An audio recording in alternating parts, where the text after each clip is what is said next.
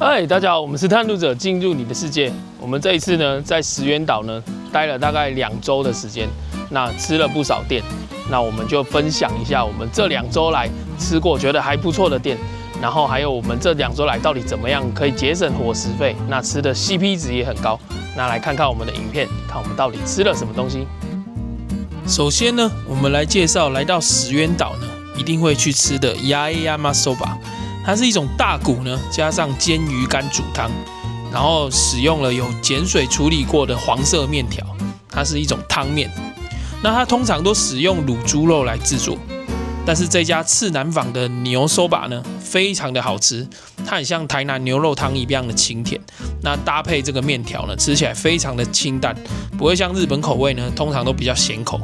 那是台湾人也会很喜欢的口味哦。那我们就一起来看看吧。来这里呢，可以点一下牛そば，它是1300日币，而且这边的汤呢是可以续的。如果喜欢喝汤的朋友呢，不要错过。那这家店呢，一天只开4个小时，所以来的时候呢，要注意时间哦。吃面之前呢，你可以加一下泡椒，那它虽然有一点点辣，但是加了之后味道会更清甜，更好吃。那这间呢，是我这15天以来吃过最合我口味的牛そば，所以推荐给你们哦。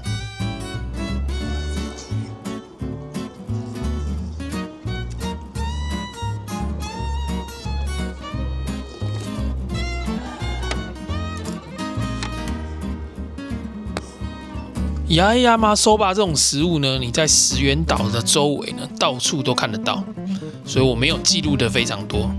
但因为竹富岛呢是跳岛常去的地方，所以我一并把这间そば呢也介绍在这里。首先呢，我们先介绍在竹富岛上面呢 CP 值超高的这个山盛三生食堂，它非常的便宜，而且很大碗。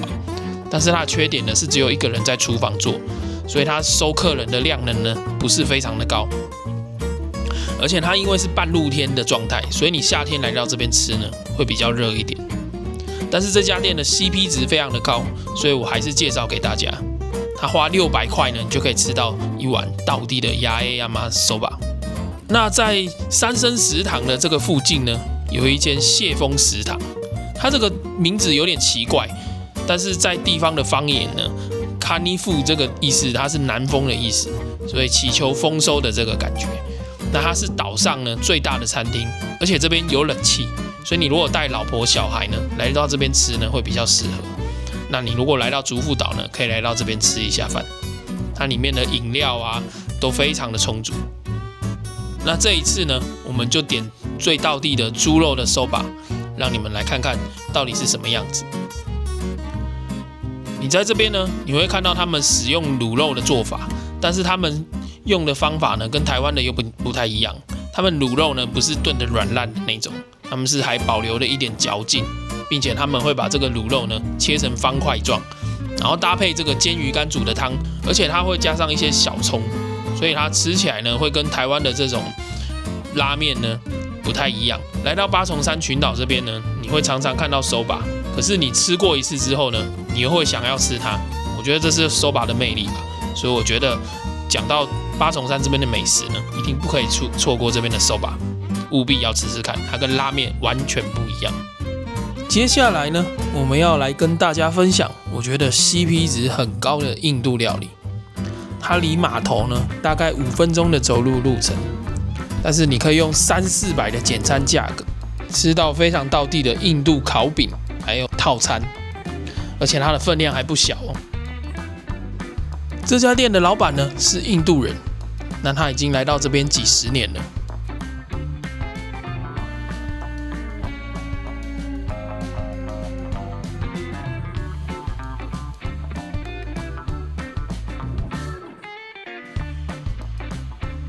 我们这次点的套餐呢是 B 套餐，那它一份呢只要1600日币，我是觉得非常划算。它可以选择2种咖喱，那你如果食量真的很大的呢，也可以加点白饭，或者是再加点1块饼。但先跟你说，它的分量还不小哦。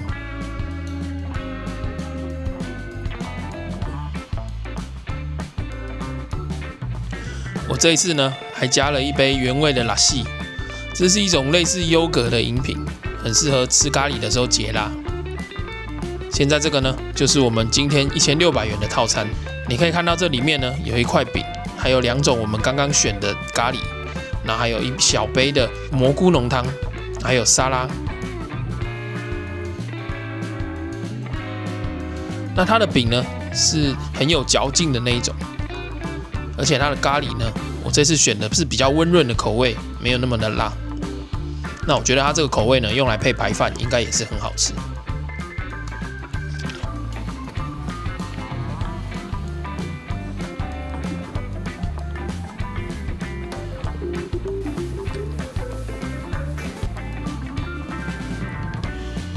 那这边的浓汤呢也蛮好喝的，这杯拉西呢喝起来呢有点像比较水的优格，再加上蜂蜜的这种味道。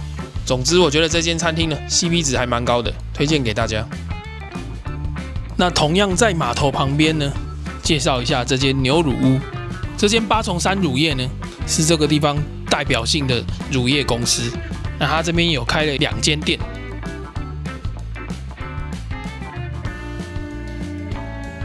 那你来到这边呢，除了喝牛奶之外，我觉得这边的优格奶昔呢，真的不要错过，因为它酸酸的，而且奶味十足，非常的好喝。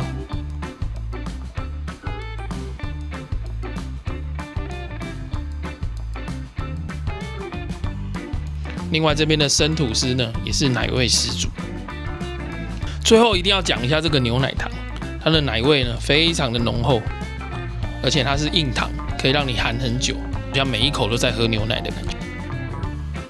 来到石原岛呢，最不能错过的就是石原牛了。那我们这一次呢，带大家来看一下高级一点的单点烧肉店。那这间烧肉太阳呢，是当地评价还不错的烧肉店，但这一类的店呢，单价呢就比较高了。我这一次点了将近1万日币的套餐，就跟着我的镜头一起来看看吧。这就是我今天的套餐。那它这里面呢有牛五花、肩胛肉，还有牛舌以及横膈膜。这个系列呢适合想要一次攻顶享受石原牛味道的客人，因为最厉害的都在这里了，非常的高级。那我这一次呢也加点了1碗白饭。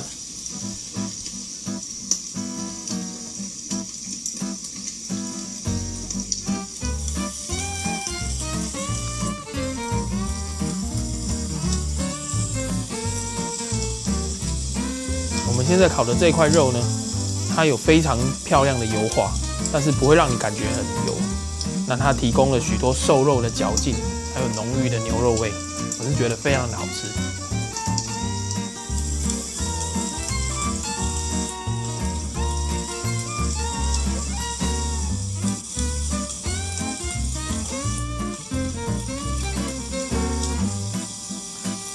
那最后这一块呢，它是横膈膜的部位。那它吃起来呢，感觉有点像是牛五花的感觉，那它中间又带一点嚼劲，我是觉得还蛮特别的味道。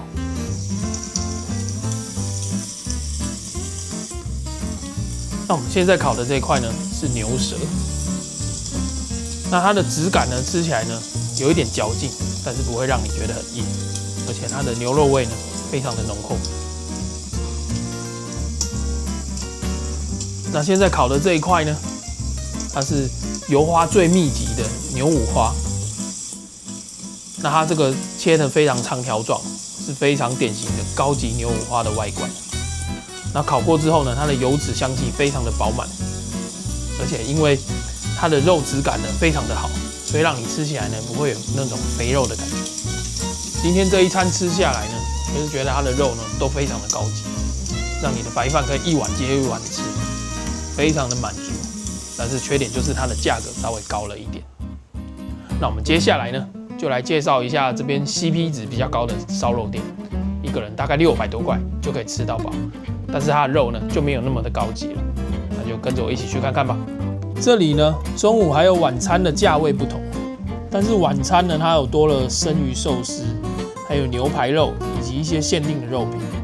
我建议呢是来晚上的话会好吃一点点。特别是喜欢吃鲑鱼寿司的台湾朋友们。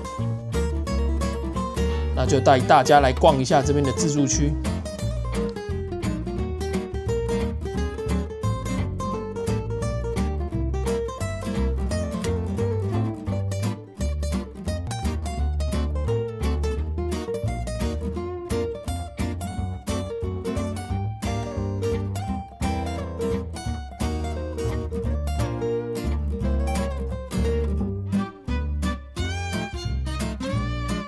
晚餐餐期不同的地方呢，就是它会有这个牛排，但是这边的肉呢，它都是甜口的腌制法，所以晚上呢，除了猪舌，还有一些限定的肉，但都比较偏咸以及甜。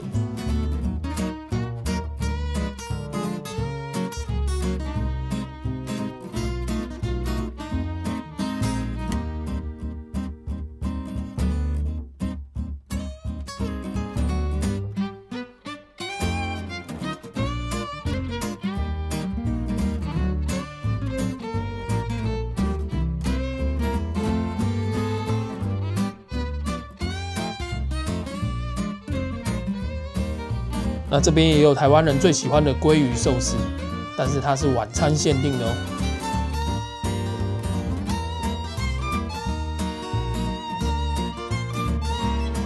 这边有 soba， 还有猪肉的豚脚煮，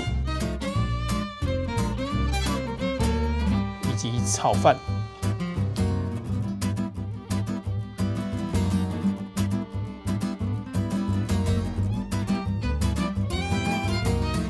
另外还有牛冻，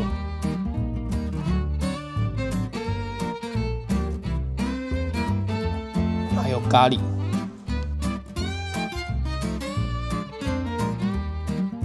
那中间这一区呢，是水果、甜点，还有沙拉。那它汤类的部分呢，有蘑菇浓汤、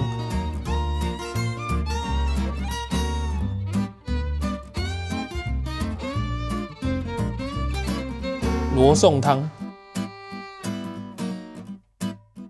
还有soba用的清汤。值得一提的是，这边的调味呢都比较重口味。以soba的汤为例，我大概要加到2倍的水，吃起来才是我们觉得刚刚好的味道。这里来说呢，我觉得它食材算对得起它的价格。以肉质来说呢，并没有到很好。但是吃粗饱是可以的。如果你是那种很会吃肉，但是又没有到很挑嘴的那种朋友，我觉得来这边是还不错的。因为我觉得在这边我可以吃很多的肉。但你如果是非常挑嘴，那我建议你就直接去吃单点的太阳烧肉，那可能会比较符合你的要求。那来到石垣岛这边呢，我觉得要吃肉的人呢，除了吃餐厅之外，我非常建议你，如果你住的民宿呢是有厨房的话，你可以去这间商 A 超市买生鲜回去自己调理。这边前面有公车站牌，非常的方便。另外这一间超市的价格呢，我觉得比其他大型的超市还要便宜，非常好买。大概5000日币以内呢，你就可以吃到很好的肉了。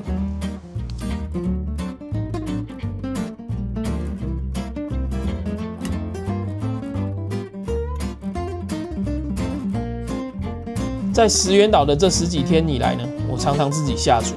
除了便宜之外，这边牛肉、猪肉、鸡肉呢，价格居然都差不多，非常的便宜。反而这边的饭呢是比较贵的，所以在这边可以天天爽吃肉，而且你每一餐的餐费呢都还不超过1000日币，我觉得非常的划算。最后呢，我要跟大家介绍这边在地人常会去买的鲜鱼店，这也是我在这边常常去逛的好店。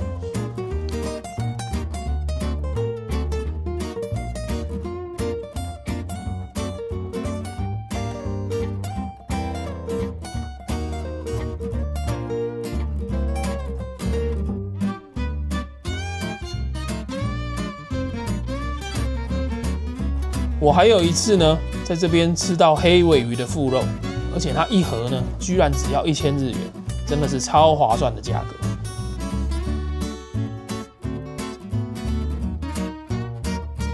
那这边的渔获呢，每一天都不一样，主要就是看它今天渔船的收获来决定。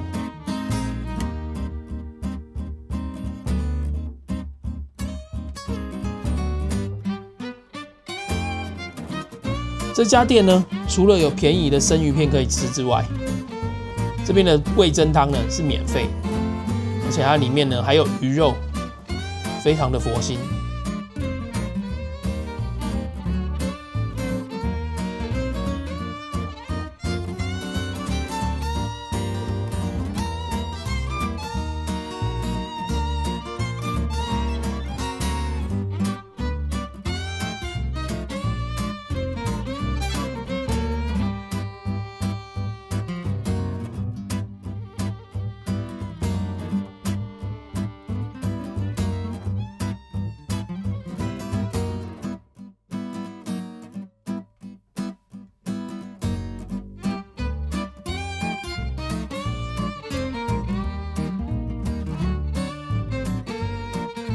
好，那这就是我们这一次在石原岛所吃的餐厅，还有省钱的方式，那提供给你们，希望你们来到石原岛呢有个参考。